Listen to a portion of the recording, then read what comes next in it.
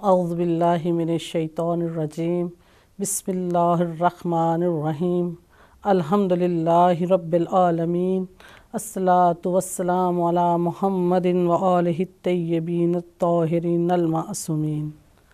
السلام علیکم ورحمۃ اللہ وبرکاتہ۔ پروگرام وسیلہ نجات کے ساتھ ہم آپ کی خدمت میں حاضر ہیں، اور سب سے پہلے میں اپنے تمام ناظرین کو ایک بزرگ اور عظیم تر مہینے یعنی ذی الحجہ کی مبارکباد دینا چاہوں گی کہ یہ ایک ایسا فضیلتوں والا اور عظمتوں والا اور ایک بزرگ مہینہ ہے جس کے خاص طور پر پہلے 10 دنوں کی فضیلت اس قدر ہے کہ ان کا بیان قرآن مجید میں بھی کیا گیا ہے اور ان کو ایام معلومات کے نام سے یاد کیا گیا ہے، اور یہ ایام بڑی فضیلت والے اور بڑی برکت والے ہیں۔ اور کہا جاتا ہے کہ جب اس مہینے کا آغاز ہوتا تھا تو اکثر صحابہ کرام اور تابعین اس مہینے کے پہلے 10 دنوں میں خصوصی عبادات کا اہتمام کیا کرتے تھے، اور رسول خدا صلی اللہ علیہ وآلہ وسلم سے یہ روایت ہے کہ کسی بھی دن کی نیکی اور عبادت خدا کے ہاں اس نیکی اور عبادت سے محبوب تر نہیں جو ان 10 دنوں میں کی جائے۔ یعنی ماہ ذی الحجہ کے یہ ایام، پہلے 10 ایام، یہ کس قدر فضیلت اور برکت والے ہیں، اور اس کے ساتھ ساتھ ہی ان پہلے 9 دن کے روزوں کی بھی بڑی فضیلت ہے، اور گویا ایسے اگر کوئی شخص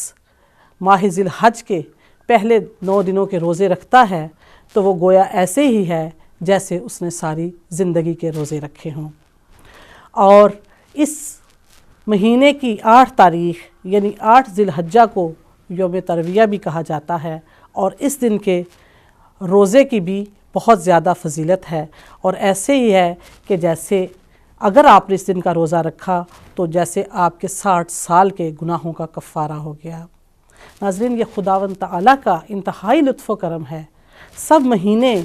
سب دن، سب ایام، سب گھڑیاں، سب ساعتیں اللہ ہی کے لیے ہیں، اور کسی وقت بھی اس کی عبادت کی جا سکتی ہے، اور خداوند تعالیٰ نے اس طرح کی کوئی بھی ممانعت انسانوں پر نہیں کہ فلاں وقت پر یا فلاں دن پر یا فلاں موقع پر اس کو یاد نہ کیا جائے یا اس سے مغفرت طلب نہ کی جائے یا اس کی عبادت نہ کی جائے، لیکن یہ اس کا خصوصی لطف و کرم ہوتا ہے کہ اس نے کچھ خاص ایام کو، کچھ خاص گھڑیوں کو، کچھ خاص دنوں کو، کچھ خاص موقعوں کو اتنی فضیلت اور عظمت بخشی ہے کہ وہ چاہتا ہے کہ اگر اس کا عبد، اس کا یہ حقیر اور ذلیل بندہ اگر سارا وقت اس سے دور رہتا ہے، اس کی طرف رخ موڑے رہتا ہے، اس کی طرف سے رخ موڑے رہتا ہے اور اس کی طرف نہیں پلٹتا، تو ان خاص ایام میں، ان خاص گھڑیوں میں، ان خاص دنوں میں اگر وہ اس کے پاس آ جاتا ہے اور اس سے مغفرت طلب کرتا ہے اور اس کا قرب حاصل کرنے کی خواہش رکھتا ہے، تو خداوند کریم اس سے راضی ہو جاتا ہے اور اس سے جلد ہی اس کو سب کچھ عطا کر دیتا ہے اور اس کو اپنے قریب کر لیتا ہے۔ تو یہ ماہ ذی الحج کے یہ پہلے 10 دن بھی اس لحاظ سے بہت فضیلت اور برکت والے ہیں کہ ان خاص ایام میں عبادت اور روزوں کا بے حد ثواب بیان کیا گیا ہے، اور خاص طور پر 9 ذی الحجہ کی جو رات ہے اس کے بارے میں کہا گیا ہے کہ یہ بندوں اور خدا کے درمیان ایک مناجات اور راز و نیاز کی رات ہے۔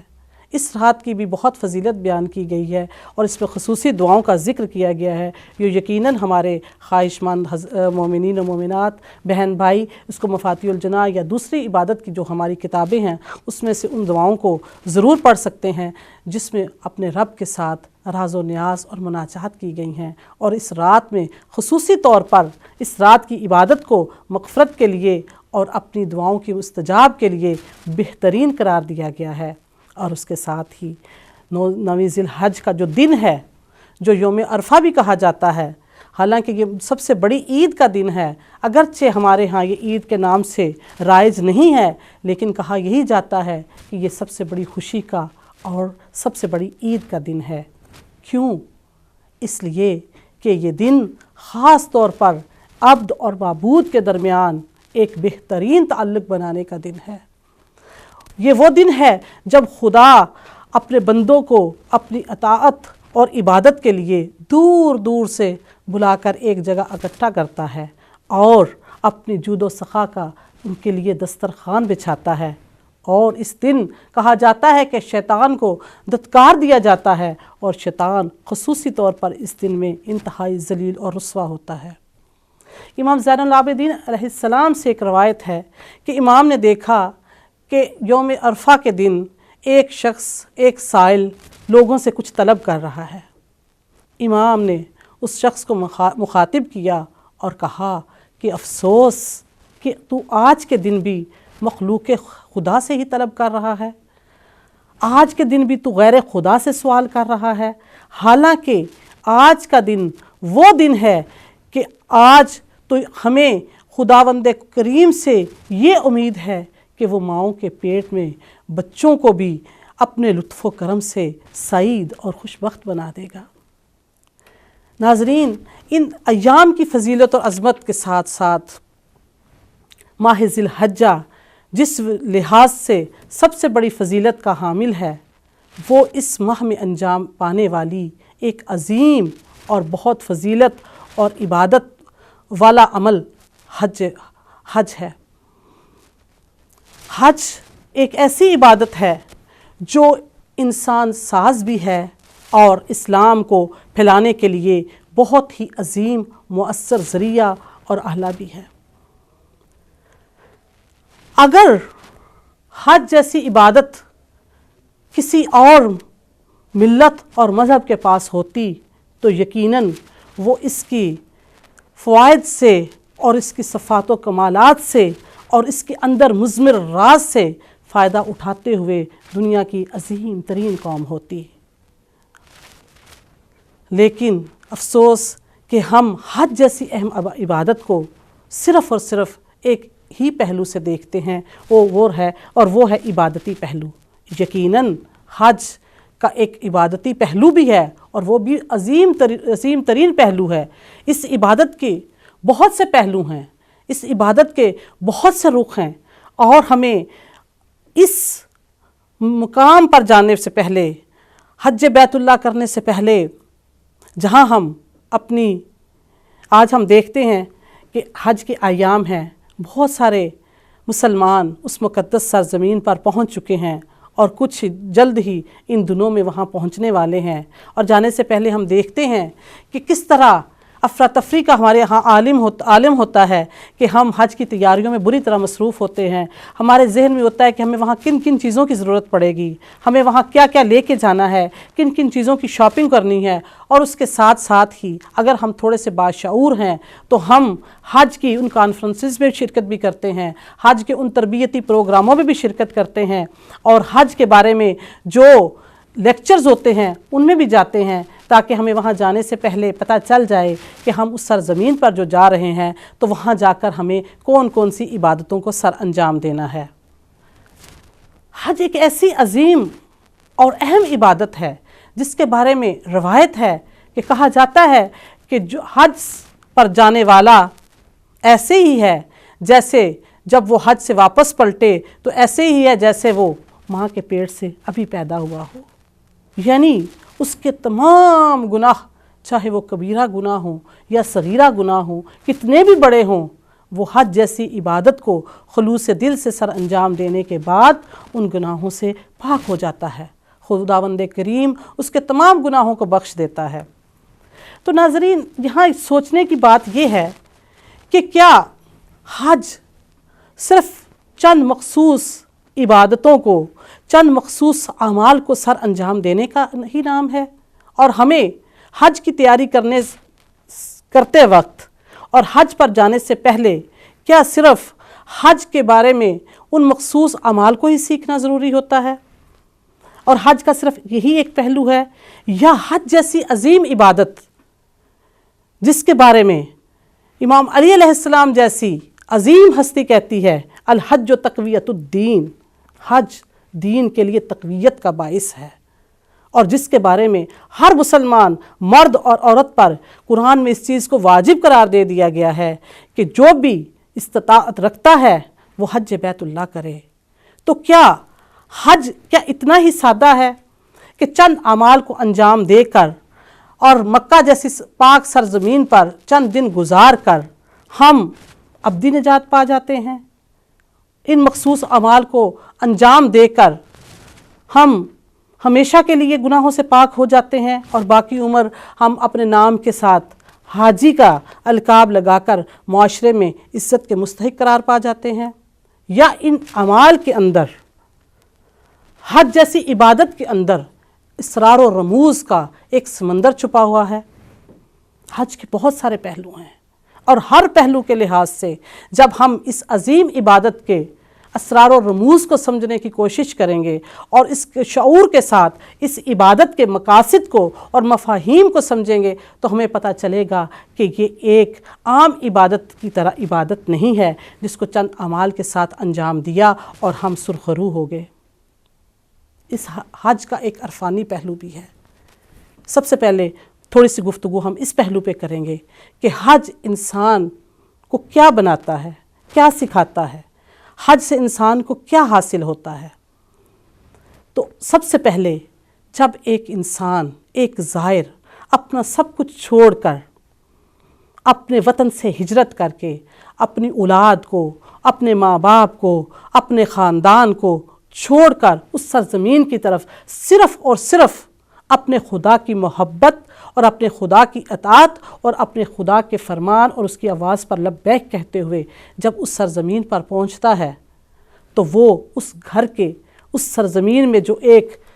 پتھروں سے بنی ہوئی ایک سادہ سی عمارت کو دیکھتا ہے جو خدا کے گھر کے نام سے موسوم ہے، تو وہ اس گھر کے مالک کے ساتھ اپنی روح کو متصل کرتا ہے، اور جب اس کی روح خدا کے گھر کے ساتھ متصل ہوتی ہے تو وہ اس سرزمین پر ان چیزوں کو دیکھتا ہے، ان کا ادراک کرتا ہے کہ یہ وہ سرزمین ہے، مکہ کی سرزمین وہ سرزمین ہے جہاں پر بے شمار انبیاء نے اپنی توحیدی تحریکوں کا آغاز کیا اور ان کو نقطۂ عروج تک پہنچایا۔ مکہ کی سرزمین وہ سرزمین اسے نظر آتی ہے جہاں رسول اکرم صلی اللہ علیہ وآلہ وسلم اسلام کے عظیم پیغمبر نے اپنی پوری تحریک اور اپنی پوری دعوت اسلام کو مکہ میں کے چپے چپے میں کس طرح پھیلایا، اور پھر وہ سرزمین جو انبیاء کے اور جبریل امین کے محل نزول ہے، جو سرزمین، اس سرزمین پر جب انسان پہنچتا ہے تو وہ خود بخود خدا کے نزدیک اپنے آپ کو محسوس کرتا ہے۔ یعنی حج کا ایک پہلو خدا اور بندے کے درمیان رابطے کا پہلو ہے کہ خدا کے لیے جب بندہ بہت ساری ظاہری دنیاوی قربانیاں دے کر وہاں پہنچتا ہے تو وہ اپنے آپ کو اپنے رب کے نزدیک محسوس کرتا ہے، اور اس کا رب بھی اس سے زیادہ نزدیک ہو جاتا ہے کہ یہ میرا یہ عبد صرف اور صرف میری محبت اور میری اطاعت میں اپنا سب کچھ چھوڑ کر، اپنا وطن چھوڑ کر، اپنا گھر بار چھوڑ کر، اپنا کاروبار چھوڑ کر، اپنی دنیاوی مصروفیتوں کو چھوڑ کر صرف اور صرف میری محبت میں اس سرزمین پر آیا ہے تاکہ وہ میرے گھر کی زیارت کرے اور میرا قرب حاصل کر سکے۔ یہی وجہ ہے ناظرین،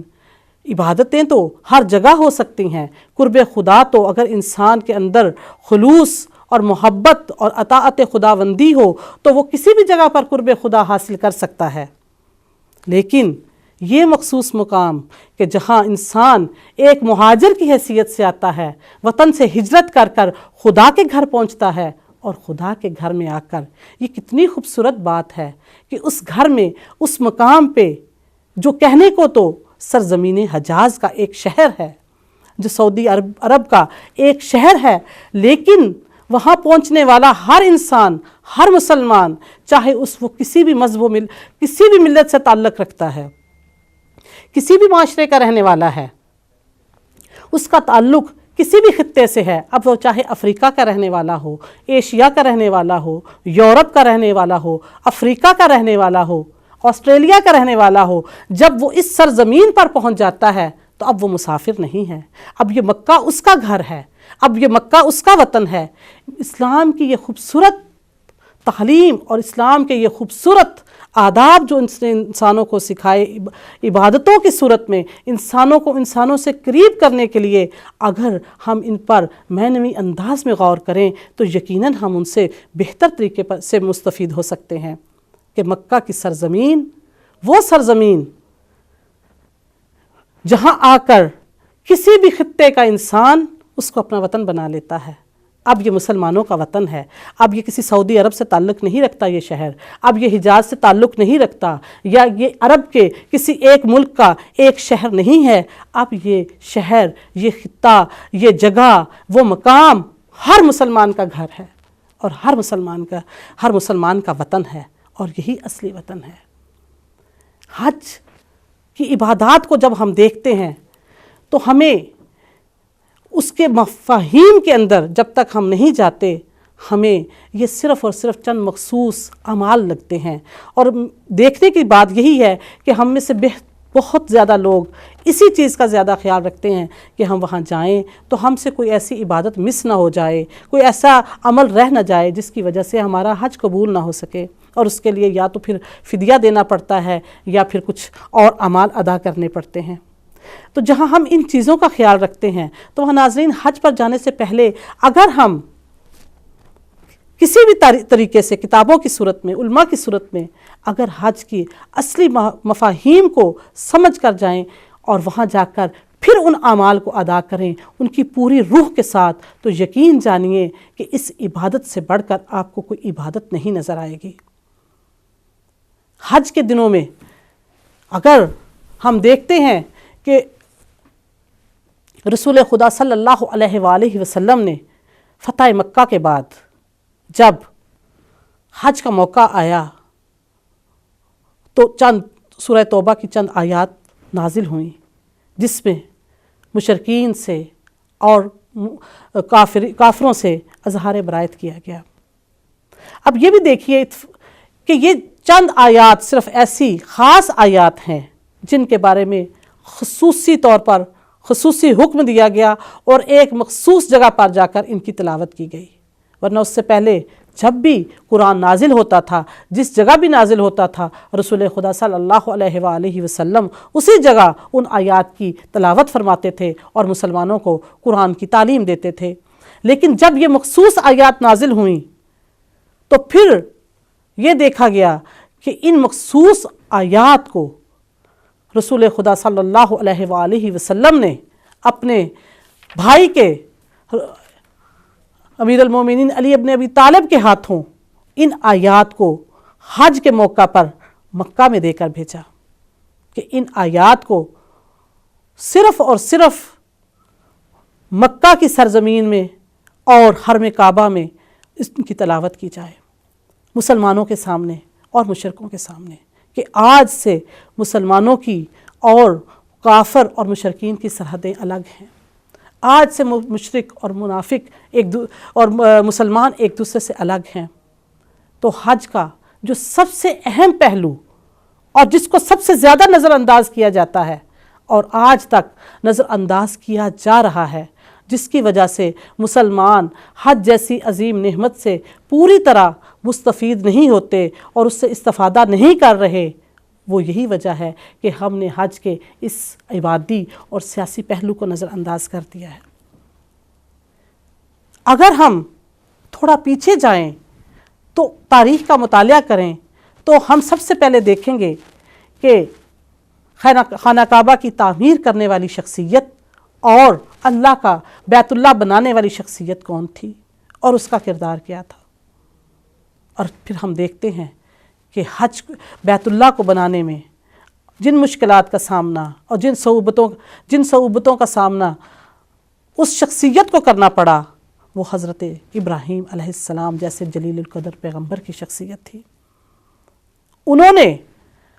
خانہ کعبہ کی تعمیر کی تو ان کا کردار ہم دیکھتے ہیں کہ حضرت ابراہیم علیہ السلام کا کردار کیا تھا۔ حضرت ابراہیم علیہ السلام اپنے دور کے ایک مجاہد اور اپنے دور کے ایک عظیم ایسی ہستی جو ایک بہترین اس زمانے کی اسٹیبلش جو حکومت تھی اس کے ساتھ کس طرح، اس سیاسی حکومت کے ساتھ کس طرح ٹکرائی اور کس طرح ان کے بتوں کو پاش کیا۔ یہ بت شکن ہستی، یہ مجاہد ہستی حضرت ابراہیم علیہ السلام کی، جنہوں نے خانہ کعبہ کی بنیادوں کو قائم کیا اور خانہ کعبہ کو بنایا۔ ناظرین، خانہ کعبہ کی تعمیر کے ساتھ ہی حضرت ابراہیم علیہ السلام نے جو خدا کے حکم سے لوگوں کو اس گھر کی طرف عبادت کے لیے بلایا، تو اس کا سب سے بڑا پہلو یہی تھا، یہی بتانا تھا، مقصود تھا کہ حضرت ابراہیم علیہ السلام اور حضرت اسماعیل علیہ السلام نے توحید کے پیغام کو پھیلانے کے لیے اور کفر کو اور شرک کو ختم کرنے کے لیے اور بت پرستی کو جڑوں سے اکھاڑنے کے لیے جو صعوبتیں برداشت کیں، جس طرح سفر کی صعوبتیں برداشت کیں، جس طرح مکہ کے لک و دک صحرا میں آ کر اس کو آباد کرنے کی کوششیں کی، وہ انشاءاللہ ناظرین ہم آپ کو بریک پر جانے کا وقت ہوا چاہتا ہے، انشاءاللہ بریک سے واپسی پر ہم اپنی گفتگو کا آغاز یہیں سے کریں گے۔